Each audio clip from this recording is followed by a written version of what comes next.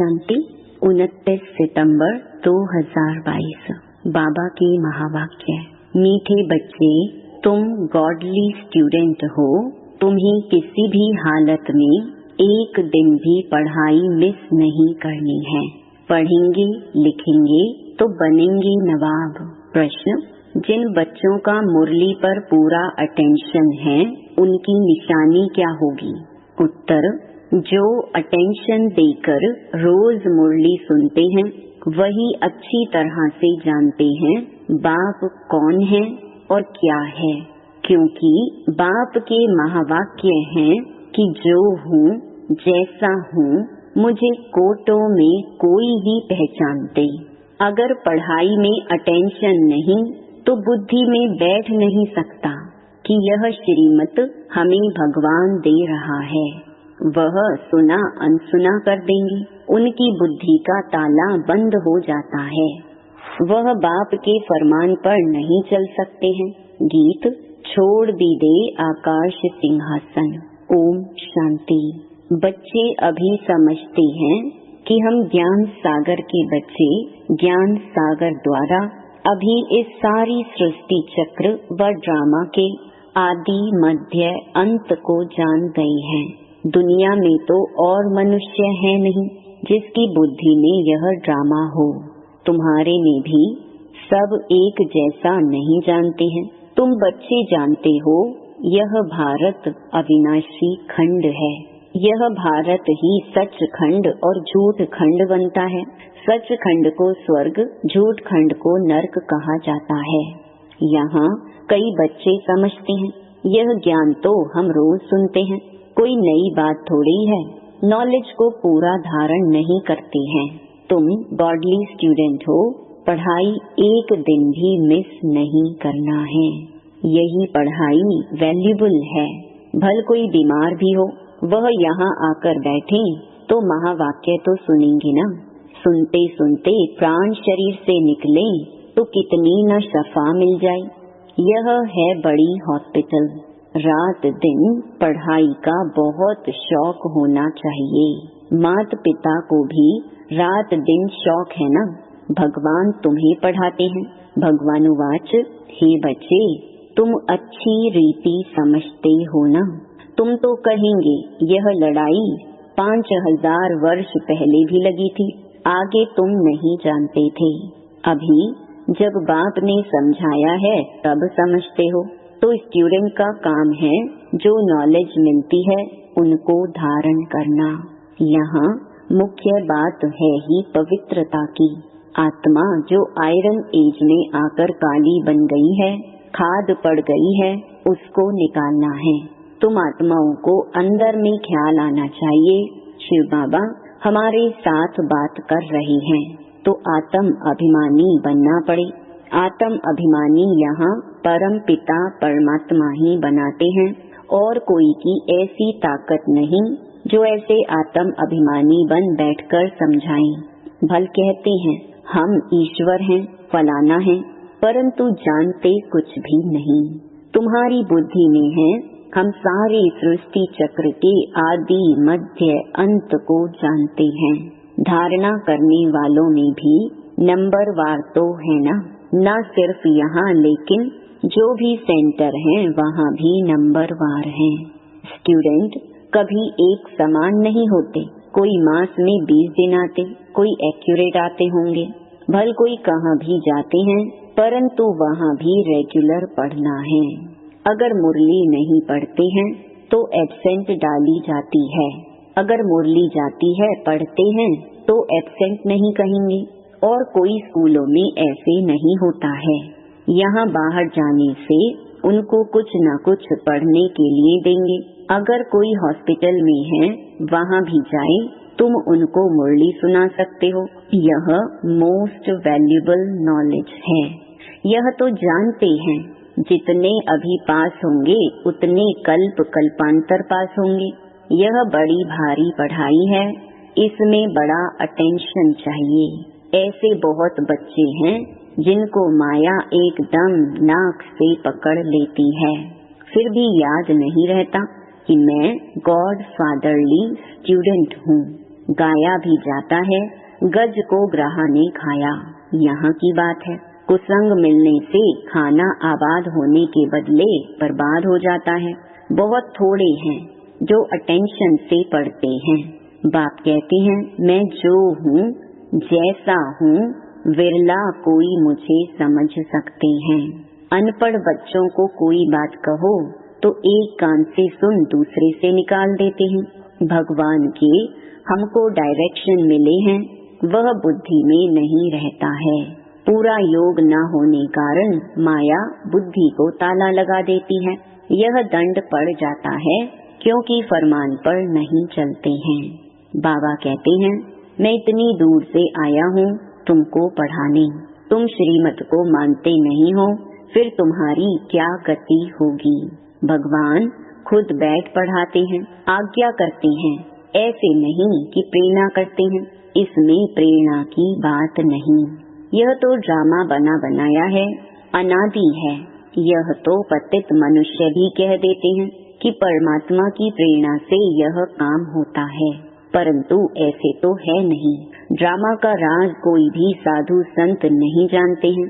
बाबा ने आगे भी कहा था, एक विराट रूप का बड़ा चित्र बनाओ विष्णु का। वो लोग तो रॉन्ग बना देते हैं। देवता, क्षत्रिय, वैश्य, शूद्र भी दिखाते हैं। डिटेल में नॉलेज कुछ भी नहीं जानते, सिर्फ ऐसे ही कह देते हैं, अर्थ कुछ भी नहीं समझते। विराट रूप नामी ग्रामी है, वह भी बड़ा बनाना चाहिए। भल हमारे इस चित्र में भी है ब्राह्मण, देवता, क्षत्रिय, वैश्य, शूद्र, परंतु बाप कहते हैं कि विष्णु का चित्र बनाना चाहिए। ऊपर में चोटी भी देनी चाहिए। शिव बाबा भी ऊपर में देना चाहिए। स्टार मुहाफिक है। फिर ब्राह्मणों की चोटी अंग्रेजी में भी लिखो, यह बीके ब्राह्मण वर्ण है एक जन्म। यह है मोस्ट वैल्यूबल जन्म। लीप जन्म, लीप युग है। यह है ऊंच से ऊंच युग। इसको कोई जानते नहीं है, कोई भी शास्त्रों में यह नहीं है। पतित पावन बाप को बुलाते हैं तो इसका मतलब कलयुग का अंत है ना। संगम युग का तो किसको पता नहीं है। बाप कहते हैं, यह भी समझाओ। ब्राह्मण जन्म एक जन्म, फिर देवता इतने जन्म और इतना समय। तुम क्रिश्चियन का भी दिखाते हो, 2000 वर्ष होंगे। फिर सबका पार्ट पूरा होता है तो यह क्लियर लिखना चाहिए। ब्राह्मण वर्ण, देवता वर्ण, फिर क्षत्रिय वर्ण, राम राज्य। अभी तो है सब शूद्र वर्ण। विराट रूप दिखाना है।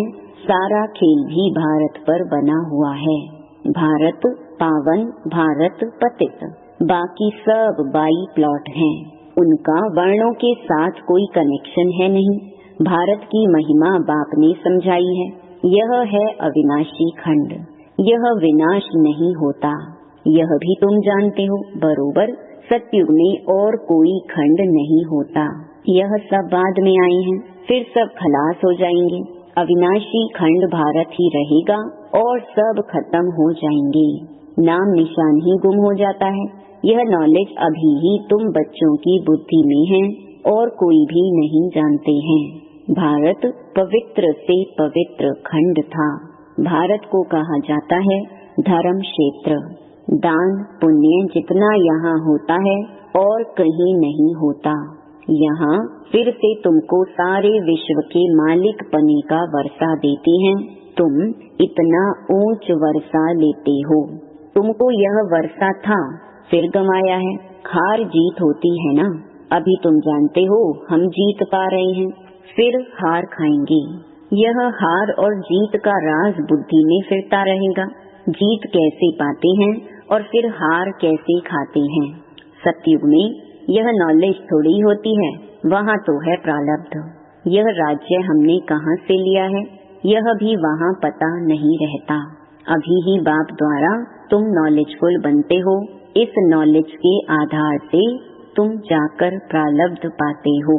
ड्रामा की रील फिरती रहती है। जो इमर्ज होता है उसी अनुसार तुम्हारी एक्ट चलती रहती है। 84 जन्मों की एक्ट ड्रामा में नोंधी हुई है। आत्मा कितनी छोटी है, इसमें सारा पार्ट नोंधा हुआ है जो रिपीट होता रहता है। इसको कुदरत कहा जाता है। इस कुदरत को कोई नहीं जानते। इतनी छोटी आत्मा में कितना पार्ट है जो कभी विनाश नहीं हो सकता। इन साइंस वालों की बुद्धि अपने विनाश का प्रबंध कर रही है। तुम आत्मा ऊंच पद पाने का पुरुषार्थ कर रही हो। वह समझते हैं हम अभी स्टार मून के नजदीक आए हैं, प्लॉट लेंगे। वह बड़ा महत्व देते हैं। हम तो कहते हैं कि यह तो सब अपनी मौत के लिए करते हैं। तुम बच्चे जानते हो यह सब तैयारी हो रही है स्वर्ग के गेट खोलने के लिए। यह लड़ाई बिगड़ स्वर्ग के गेट कैसे खुलेंगे? पतित दुनिया का विनाश तो चाहिए ना। इन बातों को विद्वान पंडित आदि थोड़े ही जानते हैं। यह तुम जानते हो। ड्रामा अनुसार नूंद है तो तुम बच्चों को यह पढ़ाई पढ़नी है। कोई तो सुनते सुनते पढ़ते पढ़ते खत्म हो जाते हैं।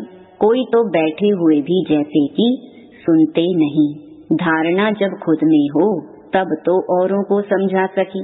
धारणा ही नहीं, सर्विस ही नहीं करते तो पद क्या मिलेगा? हाँ, स्वर्ग में जाएंगे, राजाई में आएंगे, परंतु सब तो राजा नहीं बनेंगे ना। पढ़ेंगे, लिखेंगे, होंगे नवाब। जो नहीं पढ़ेंगे, पढ़ाएंगे तो भरी ढोनी पड़ेगी। यह तो होना ही है। जाकर चाकरी करेंगे, राजाई में आएंगे, परंतु चाकरी करेंगे ना।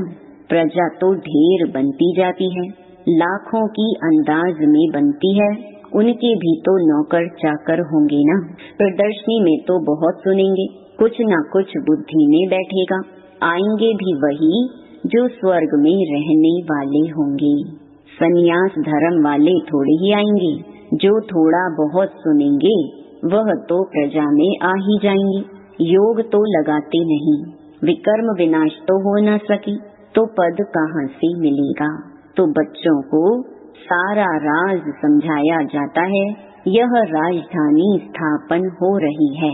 स्थापना जरूर संगम पर ही होगी ना। बाप कहती हैं मैं आता ही हूँ कल्प के संगम युग पर। उन्होंने फिर युगे युगे लिख दिया है। तो भी 4 युग अथवा 5 युग कहो, फिर भी इतने अवतार क्यों दिखाए हैं? परशुराम अवतार, कच्छ मच्छ अवतार। परशुराम अवतार के लिए फिर दिखाते हैं कि कुल्हाड़ी उठाए सब क्षत्रियों को मारा। बाप कहते हैं यह कैसे हो सकता है? क्या भगवान ने इतनी हिंसा कुल्हाड़ी से किया? मनुष्य तो जो सुनते सब सत सत करते रहते हैं, असत्य बात को भी सत्य मान लेते हैं। बाप कहते हैं कि यह सभी असत्य बातें हैं, सत्य कोई भी है नहीं।